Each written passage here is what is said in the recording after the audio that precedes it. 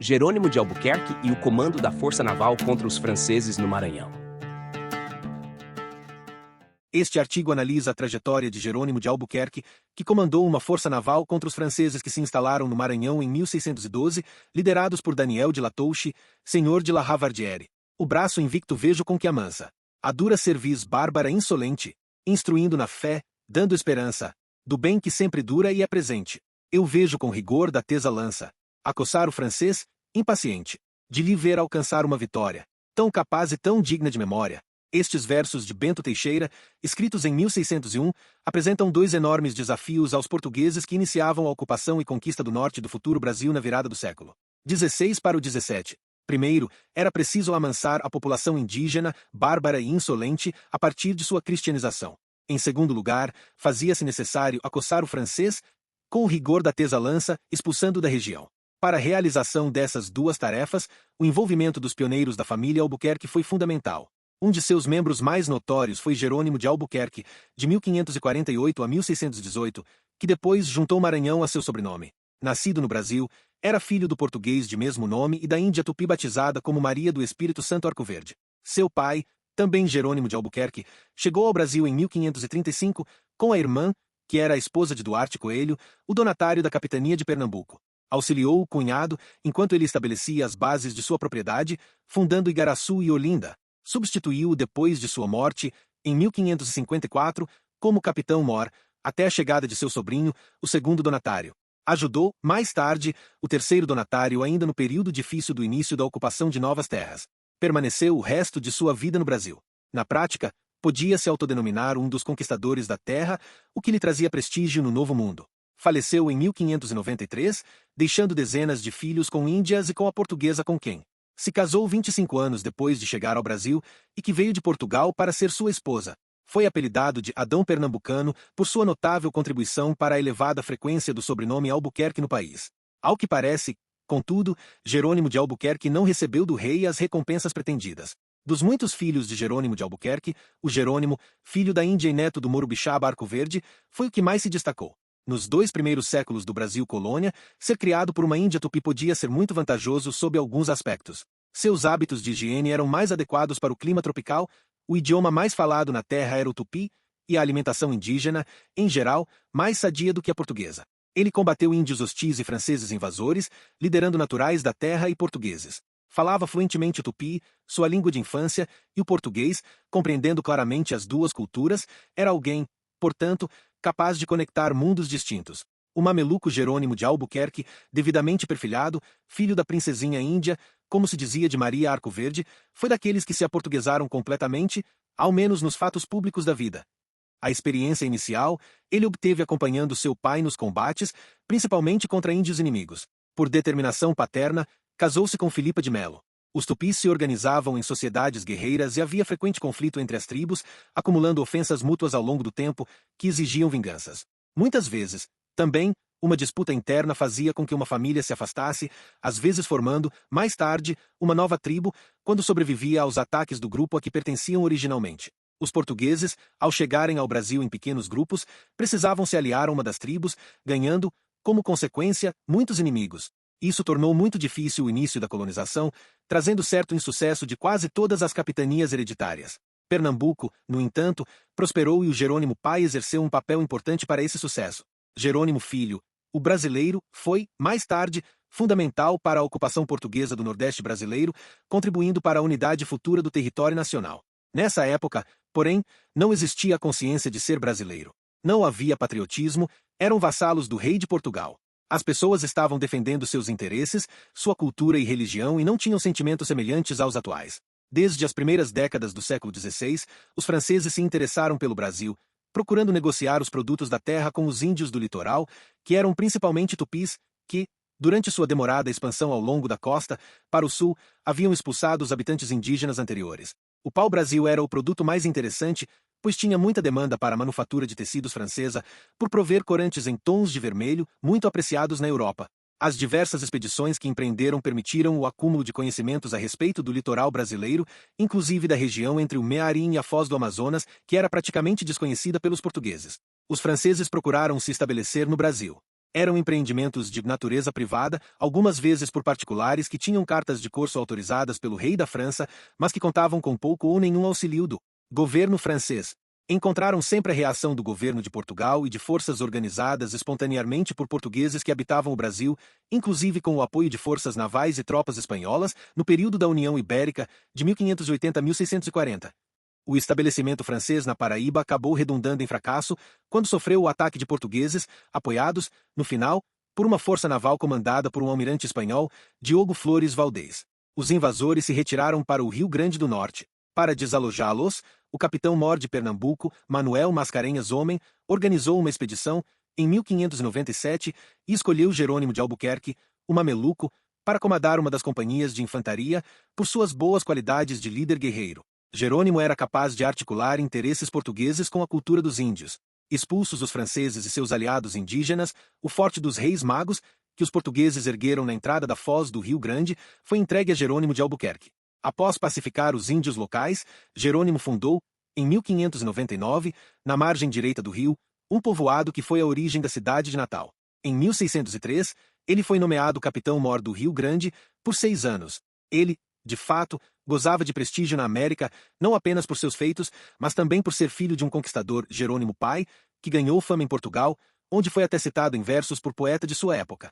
Estabeleceu, então, uma política de valorização das terras para povoamento e, como dominava a cultura e a língua das tribos indígenas locais, amenizou os conflitos entre potiguares e portugueses, o que possibilitou a ampliação da colonização naquela região. Concedeu a seus filhos, Antônio e Matias de Albuquerque, uma sesmaria onde fundaram o engenho de Cunhaú, o primeiro engenho do Rio Grande do Norte. Enquanto isso, no ano de 1594, Jacques Rifault comandou uma expedição que rumou para o Maranhão. Já ambientado com a navegação no norte do Brasil, por ter participado da tentativa francesa de ocupação do Rio Grande do Norte, além de ter traficado a leste do rio Amazonas, estabelecendo, inclusive, boas relações com as lideranças indígenas, orientou seus compatriotas para a criação de um estabelecimento duradouro no Maranhão. Rifault associou-se a um gentilhomem de Saint-Maure de Touraine, Charles Desvaux, que explorou a ilha ainda em 1594, retornando anos depois para a França, onde divulgou as possibilidades de instalação de uma colônia no Maranhão e destacou as relações pacíficas com os índios, receptivos à evangelização. Os relatos de Charles Desvaux entusiasmaram o monarca francês Henrique IV, que ordenou a Daniel de Latouche, senhor de La Ravardierie, que acompanhasse uma expedição de reconhecimento do Maranhão. Ao retornar, La Ravardierie encontrou a França nas mãos da regente Maria de Médici, pois o rei fora assassinado em 14 de maio de 160. Procurou, então, persuadir a não entusiasmada regente pelo empreendimento colonial. Argumentou que os franceses mantinham há muitos anos relações amistosas com os tupinambás e que a região constituía um ponto estratégico à abertura para o Mar das Antilhas, permitindo interceptar os navios carregados de metais preciosos em regresso à Espanha. Para completar os recursos financeiros necessários à nova expedição para o Brasil, La Ravardierie buscou auxílio em outras fontes, visto que a regente não se mostrou muito disposta para empenhar-se tão a fundo quanto seu esposo admitira fazê-lo, subvencionando a expedição. La Ravardierie conseguiu a adesão de François de Razilly, gentilhomem da Câmara do Rei, cuja família mantinha alianças com a família do futuro cardeal Richelieu. O projeto ganhou a confiança de uma sociedade de ricos armadores de navios, normandos liderados por Nicolas de Arlay, senhor de Sancy, barão de Molly e de Grosbois. Partiram, então, com 3 navios de Cancale, na Bretanha, em 19 de março de 1612, chegando ao Brasil em 18 de julho do mesmo ano. O Régem era comandado por François de Razilly, e nele se encontravam La Ravardierie e Desvaux, além do índio Iacopo, que retornava ao Brasil após ter sido apresentado à rainha. O La Charlotte era comandado por Arlay de Sancy e, por último, o Saint-Anne, comandado por Isaac de Razilly, irmão de François de Razilly. A expedição foi acompanhada por um grupo de missionários capuchinhos, entre eles os padres Ivo de Evreus e Claude de Abbeville, que mais tarde escreveram sobre o Brasil. Quando chegaram ao Maranhão, lá já se encontravam cerca de 400 franceses, bem como embarcações oriundas do Havre e de Dieppe 19. A primeira iniciativa foi a construção de um forte batizado de São Luís. Havia a intenção de se estabelecerem definitivamente e começaram, em seguida, a construir casas, armazéns e a trabalhar a terra para as plantações. Essa colônia ficou conhecida como a França Equinocial. Em dezembro de 1612, François de Razilly e o padre Claude de Abbeville suspenderam do Maranhão para a França em busca de mais recursos para o processo de colonização. Entretanto, o entusiasmo demonstrado pelos cortesãos, comanditários e religiosos não é inteiramente compartilhado pela Rainha Maria. Razilly tinha consciência da pressão dos defensores de uma aliança da França com a Espanha e das negociações em curso para o casamento de Luís XIII com a infanta espanhola Ana de Áustria, que poderiam gerar grandes dificuldades para a manutenção da França equinocial. De fato, os recursos adquiridos para a segunda expedição, que partiu na Páscoa de 1614, originaram-se principalmente da iniciativa privada e não do apoio prestado pela monarquia. Desde o ano de 1608 havia por parte do governador-geral do Brasil Diogo de Menezes grande preocupação com as atividades francesas no Maranhão. O rei Filipe III, Filipe II, em Portugal, ordenou que Diogo de Menezes enviasse informações sobre os acontecimentos naquela região. Este despachou Martim Soares Moreno ao Ceará, que combateu um patacho francês que estava aportando em Mucuripe, atual porto do Ceará, 21 e, mais tarde, em seu retorno àquela região, fundou um presídio forte, chamado Nossa Senhora do Amparo. Em 1613, Filipe III enviou para o Brasil um novo governador, Gaspar de Souza, com ordens para tomar providências contra os franceses do Maranhão. Gaspar de Souza se transferiu para Olinda, onde estaria mais próximo do que se denomina atualmente de teatro de operações. Rapidamente Gaspar de Souza iniciou as ações para combater os franceses no norte do Brasil, enviando uma expedição para o reconhecimento do teatro de operações e o conhecimento do inimigo. Para comandar a expedição, foi designado Jerônimo de Albuquerque, o experimentado nas coisas do sertão e dos índios, que se tornou o primeiro nascido no Brasil a comandar uma força naval, em missão tipicamente militar, em 1613, na América Portuguesa. Tal expedição foi formada por aproximadamente 100 homens e uma flotilha composta de 3 ou 4 navios 24. Esses navios eram denominados caravelões, designação genérica de um tipo de navio que era construído na costa do Brasil de então. É possível que fossem semelhantes a grandes saveiros, embarcações típicas existentes na Bahia, que ainda são construídos muito artesanalmente, sem desenhos, obedecendo a métodos e unidades de medida, de certa forma semelhantes aos empregados pelos construtores navais portugueses para caravelas, naus e galeões do século XVI e XVII. Jerônimo de Albuquerque partiu de Recife em junho de 1613, junto com seu filho, Antônio de Albuquerque 25, que comandava uma companhia de 50 homens. Ao passar pelo Ceará, tomou a seu serviço o capitão Martim Soares Moreno. Fundearam no rio Camocim, escolhido como base das operações. Albuquerque ordenou que Martim Soares, com 25 homens e 7 indígenas, efetuasse reconhecimento na região.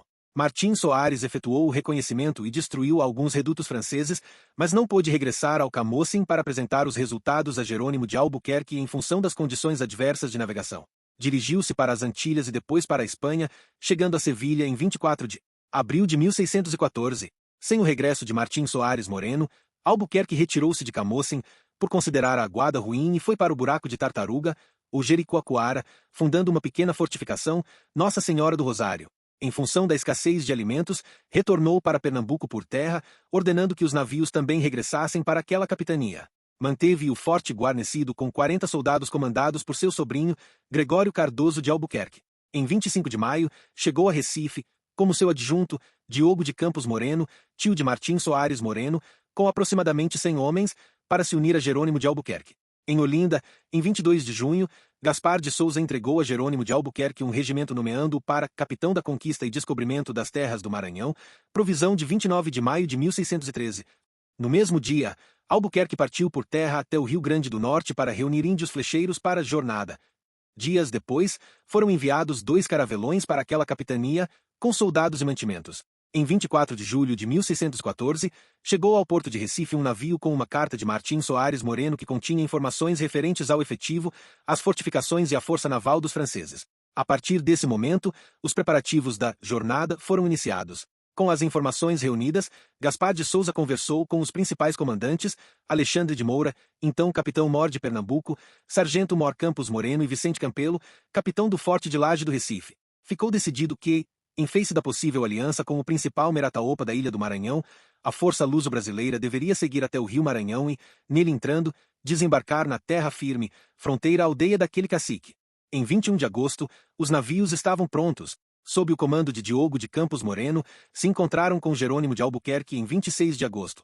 A 5 de setembro, fizeram-se por mar com as forças regulares e mais inúmeros guerreiros indígenas. Antes de chegar ao Ceará, Jerônimo decidiu seguir por terra com os índios, desacostumados a viajar grandes distâncias pelo mar, até o forte de Nossa Senhora do Amparo, onde novamente se reuniu com Diogo de Campos Moreno, que havia chegado antes. As duas colunas continuaram separadas até a foz do Pará-Mirim, seguindo juntas por mar até o forte Nossa Senhora do Rosário.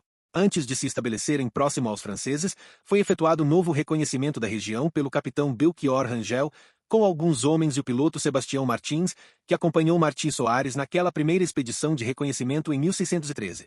A 26 de outubro de 1614, 8 embarcações entraram na Baía de São José, fundeando em Guaxenduba, próximo à foz do rio Munim. Foi construído um forte denominado Santa Maria de Guaxenduba. Em 19 de novembro, La Ravardieres decidiu realizar um ataque ao forte de Santa Maria, com aproximadamente 200 franceses e 1.500 índios. Conforme Philippe Bonichon, Duprades e Pézios, cada qual com um contingente de 60 homens, desembarcariam sob cobertura de fogo da artilharia dos navios, enquanto La Ravardieres, com 200 homens e muitos indígenas capitaneados por Desvaux, assaltariam os portugueses pela retaguarda.